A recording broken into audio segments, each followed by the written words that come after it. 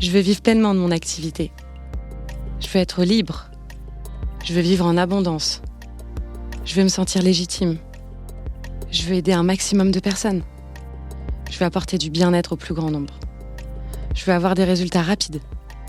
Je veux que les gens reconnaissent mon super pouvoir. Je veux avoir un impact positif sur le monde. Mais au fait, comment on fait pour arriver à tout ça ? Bienvenue sur Wellness Impact, le podcast dédié aux entrepreneurs du bien-être et du mieux-être.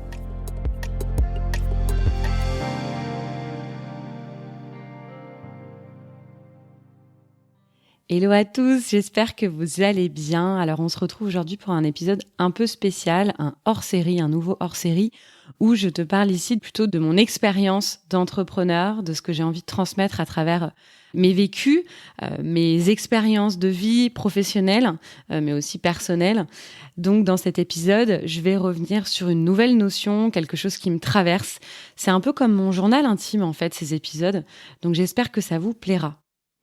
Tout d'abord, j'ai envie de dédier cet épisode à mes potes, entrepreneurs, à mes connaissances, d'ici et d'ailleurs. Cet épisode, il est aussi un petit peu pour vous.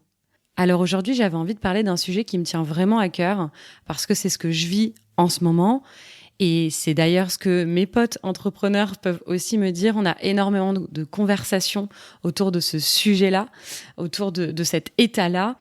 J'ai vraiment envie de parler de ce sujet parce que je remarque qu'on idolâtre énormément l'entrepreneuriat, qu'on parle de ce qui marche, de ce qui fait rêver, d'avoir son entreprise. Il y a d'ailleurs des émissions qui sont super, que je regarde aussi moi-même, qui nous donnent envie d'entreprendre.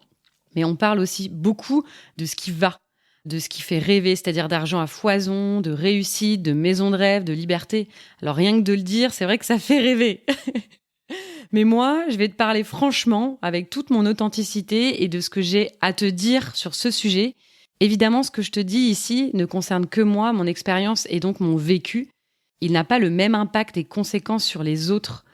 Je pense que tu as deviné le sujet. Oui, je parle de surmenage ou d'épuisement professionnel lié à mon choix de devenir entrepreneur. Je parle de ça aujourd'hui car je suis dans une phase où mon corps me dit « Stop it right now ». Je n'arrive même pas à l'exprimer à l'oral, à mes proches en fait, qu'ils voient très bien, je te rassure. Mais du coup, j'ai décidé de l'exprimer plutôt à travers un podcast, un peu comme mon journal intime, ce que je te disais. Je faisais d'ailleurs une image à une amie tout à l'heure. Je lui disais que c'était comme si en ce moment, j'étais comme une voiture qui démarrait, que je passais la première, mais que les vitesses supérieures, elles marchaient plus. Tu vois un peu le genre, Bon, je t'arrête tout de suite, tu sortiras de cet épisode reboosté et pas déprimé, énergisé et pas cassé. Si je te parle de moi dans ces épisodes un peu spéciaux, c'est vraiment pas pour me regarder le nombril, c'est parce qu'en transmettant mon expérience, peut-être que toi aussi, tu pourras en tirer des enseignements. L'entrepreneuriat, c'était pour moi un moyen de prendre une revanche sur ma vie, me prouver que j'en étais capable, et surtout, je voulais créer, je voulais imaginer. C'est un peu mon profil. J'ai plutôt un profil de chef d'orchestre, de régisseuse, d'organisatrice. J'adore imaginer, mettre en place des projets. Je rêvais en fait d'être entrepreneur depuis toute petite. Pour le coup, c'était ce à quoi je m'attendais totalement, l'entrepreneuriat. D'ailleurs, je m'attendais à bosser beaucoup aussi, je te cache pas. J'avais déjà des amis entrepreneurs depuis longtemps. J'avais aussi vu mes anciens boss se défoncer. Bref, je m'y étais vraiment préparée. Ce que je n'avais pas anticipé, c'était l'impact sur ma santé mentale. Et je dirais que l'impact et le surmenage, il n'arrive pas comme ça. C'est lot de plusieurs conséquences et surtout plusieurs facteurs. Et donc, tout ça, ça arrive avec plusieurs facteurs. C'est ce que je te disais juste avant. Ça arrive parce que je travaille 60 heures par semaine sans avoir le temps d'aller aux toilettes. Je passe du coq à l'âne en 2 minutes sur 1000 sujets à la fois. Je me prends des claques, des coups, parfois sans gants de boxe toute la journée. Parfois même, je me fais insulter par des personnes malveillantes qui n'ont pas compris ma démarche. Je continue de travailler quand je suis malade, quand je suis dans le train, dans l'avion, dans le RER, aux toilettes. Je prends très peu de vacances et je me force quand je suis en vacances à ne pas travailler. Je dis bien je me force. J'ai pas de limite en fait. Je donne tout et j'ai tout donné ces dernières années, en dépit du reste et surtout de ma santé tout court. En fait, avec du recul, je peux vous dire que j'en ai fait des burn-out. Et plus d'un.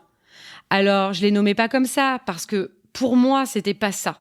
Dans mon entourage très proche, des personnes ont fait des burn-out et ça se manifestait pas de cette manière et pas pareil. Et surtout, Je mettais que quelques jours, moi, à m'en remettre. Mais en fait, c'était bien ça que je vivais. J'ai même fait des tests sur Internet pour voir si c'était un burn-out ou un épuisement professionnel, pour vous dire. Donc en fait, ce que je suis en train de dire, c'est qu'en 3 ans et demi maintenant d'expérience avec Coplénie, j'ai été à des situations, à des moments clés, vraiment dans le mal. Et à des moments hyper joyeuses. Mais c'est mon énergie et mon envie d'aller encore plus loin et encore plus loin avec cette entreprise qui m'a donné envie de continuer. Aujourd'hui, c'est juste un peu plus présent et surtout un peu plus impactant au bout de 3 ans et demi d'entrepreneuriat. Et c'est aussi pour ça que j'en parle. Parce que les conséquences ne sont pas les mêmes. L'énergie n'est pas la même. Bref, je referme la parenthèse. Donc on parle de surmenage ou de burn-out. Finalement, avec énormément de recul, je me rends compte que c'est la même chose. Donc le surmenage, puisqu'on parle de ça aujourd'hui, c'est quand tes 2 téléphones sonnent, plus ta messagerie d'équipe, plus tes mails, tout arrive en même temps et que parfois ça te fait crier dans ton oreiller. Quand tu vois qu'à 17h, t'as pas fait tout ce que tu t'étais fixé à faire, alors que c'était prioritaire et important en plus. Quand tu n'arrives plus à dissocier ta vie perso de ta vie pro, que tes amis arrivent pour l'apéro et que tu grattes la moindre minute où ils seront en retard pour continuer d'avancer par crainte de ne pas pouvoir terminer ce que tu avais prévu. C'est devoir prendre un médoc parce qu'après des problèmes gynécologiques et compagnie, j'ai depuis 1 an des grosses douleurs à l'estomac le soir. C'est de ne pas pouvoir faire des nuits complètes parce que je me réveille en pensant à mes nouvelles idées. Et les noter à 5h du mat d'ailleurs. C'est de ne plus avoir envie de rien le week-end à part dormir, regarder des séries, dormir, regarder des séries. C'est de ne plus penser à prendre soin de moi. Vive les cheveux gras, pas de maquillage et un jogging en guise de vêtements. C'est avoir du mal, vraiment beaucoup de mal à se lever le matin. Alors avec tout ça, vous allez me dire que je suis complètement zinzin de continuer. Eh bien peut-être un peu, mais je suis passionnée alors je décide de poursuivre l'aventure. Mais quand j'y réfléchis en fait, je me dis que quand t'es vraiment passionné comme je le suis, quand tu veux vraiment aider les autres, quand tu crois en ton projet, c'est un peu inévitable en fait. En plus de tout le reste, vu comment fonctionne mon cerveau, j'ai 1000 idées à la seconde. J'avoue que c'est un peu le bazar. Je suis a priori un peu profil zèbre, mais peu importe, c'est pas ce qui me définit. Je suis aussi poisson, ascendant vierge. Bref, je m'égare, vous voyez. Et puis comme tout ça n'arrive pas d'un coup, j'avais décidé de me faire accompagner par une coach en développement personnel. Alors Leslie, elle m'a énormément aidée à des moments clés de ma vie et à des moments clés où je craquais totalement. Elle m'a vraiment appris à me mettre des limites, à me faire des pauses, à me connaître en fait, tout simplement. Bon, c'était pas une simple affaire, je vous l'accorde. J'ai souvent besoin de l'appeler pour me remettre les points sur les i et les barres sur les t. Alors oui, je sais, le portrait n'est pas dingue dit comme ça. Mais c'est bien ce qui s'est passé et c'est ce qui se passe aussi encore aujourd'hui pour moi, tu l'as compris. Je l'ai longtemps travaillé, notamment avec ma coach, et je l'ai longtemps essayé de l'accepter. Jusqu'à ce que j'aie de vraies prises de conscience récentes. Est-ce que je fais ça pour les bonnes raisons ? Pourquoi ? Pour qui ? Quelle vie veux-tu ? Après quoi cours-tu ? Est-ce que c'est ton cœur qui parle en continuant ou est-ce que c'est ton ego ? Pourquoi tu ne lèves pas le pied ? As-tu besoin de te sentir indispensable ? Toutes ces questions, elles tourbillonnent sans cesse dans ma tête en ce moment. Mais j'ai compris un truc. J'ai fait le choix de créer, d'aider l'autre, avoir un impact sur le monde, et j'irai jusqu'au bout. Peut-être pas avec Coplénie, on verra, pour l'instant je suis focus sur Coplénie. Parce que fondamentalement, mon boulot fera partie de ma vie à 100%, intensément et entièrement. Alors, autant faire ce que j'aime en continuant de travailler sur mes limites, ma mission de vie et ma vision des choses. J'ai mis du temps à faire ça, alors je vous partage mes quelques notes à moi-même. 1. Travailler à dissocier ma boîte de Léa. 2. Finir le travail à des heures décentes pour pouvoir profiter de ma vie perso et notamment de mes proches et de mes activités extra-professionnelles, comme la danse par exemple, ou l'astrologie. Décaler des rendez-vous si vraiment l'énergie n'est pas là. Prendre des journées entières off, sans culpabiliser. M'organiser beaucoup plus de week-ends, de voyages, de festivals, de sorties inédites. Tu l'auras compris, ces points-là, je suis en train actuellement de les mettre en œuvre pour avoir un meilleur équilibre de vie et arrêter de me sentir submergée. Parce qu'après tout, à quoi ça sert si on se sent mal et si on n'est pas heureux avec son activité, si on se sent débordé comme je le suis aujourd'hui ? Alors le surmenage, tu m'as bien collé au basque, je te remercie pas, mais j'ai décidé d'emprunter la route de la joie et de la confiance, de l'alignement et de rejoindre mon moi profond. À bon entendeur !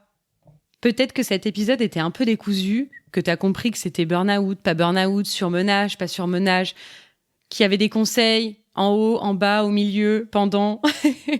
Alors le but de cet épisode, c'était pas que ce soit structuré, rigoureux, en mode intro, développement, conclusion. C'était vraiment de te donner mes points de vue par rapport à une situation que je vis et que je sais que beaucoup d'entre vous vivent aujourd'hui.